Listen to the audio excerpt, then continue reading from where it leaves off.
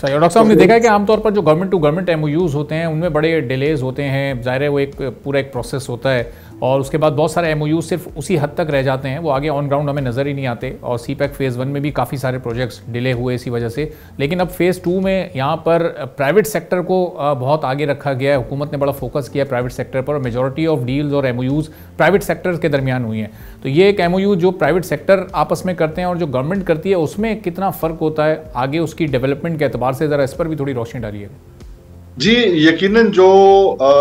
B2B جو processes ہیں وہ بیسیکلی مارکیٹ کی ڈیمانڈ سپلائی اور جو بیسک پرنسپلز ہیں اس کی بنیاد کے اوپر جو ہے وہ طے کیے جاتے ہیں. دونوں سائڈ سے جو انٹرپرینیورز ہیں وہ دیکھتے ہیں کہ ان کی پروفیٹیبلٹی جو ہے وہ کن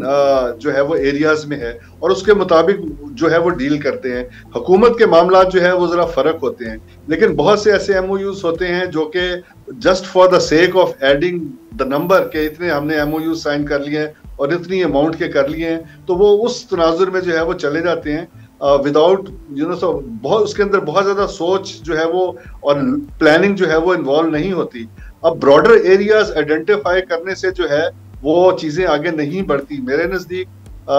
چیزیں اس وقت آگے بڑھیں گی جب آپ نے ایک ویل تھاٹ آؤٹ جو ہے وہ امپلیمنٹیشن پلان جو ہے وہ ساتھ بنایا ہو اور اس کی انٹیگریشن کا بھی جو ہے وہ معاملات جو ہیں ان کو بھی آپ نے اس کے اوپر بھی جو ہے وہ توجہ دی ہو. اب آئسولیشن کے اندر جو ہے وہ انڈسٹریز جو ہے وہ نہیں ڈیولپ ہوتی بیکاز یہ جو ہے ڈیمانڈ سپلائی چینز کو آپ نے جو ہے وہ مد نظر رکھنا ہوتا ہے اور اس کے پورا جو انٹیگریٹو پروسیس ہے اس کو دیکھنا ہوتا ہے. تو میرے نزدیک اپرچونٹیز موجود ہیں. ہم ہمیشہ جو ہے وہ پوٹینشیل کی بات کرتے ہیں زیادہ, اور potential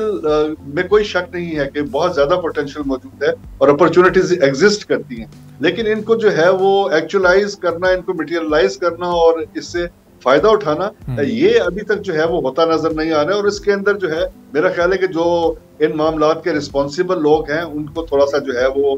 they have to set their house in order and اس کو جو ہے وہ زیادہ احسن طریقے سے جو ہے نبھانا چاہیے. اور دوسرا یہ کہ ریفارمز جو ہیں ہمارے انسٹیٹیوشنل ریفارمز ہیں وہ they are long overdue اور وہ بہت اس کے اندر بھی ڈیلے ہوا ہے, ان کو بھی ذرا درست کرنے کی ضرورت ہے. ہمیں دوسری سائڈ کے جو ایسپیکٹس ہیں جو وہ ہمارے بارے میں سوچتے ہیں ان سے پوچھ کے مد نظر رکھتے ہوئے اپنے جو ریفارم پروسیسز ہیں ان کو آگے لے کے چلنا چاہیے تاکہ وہ ایک جو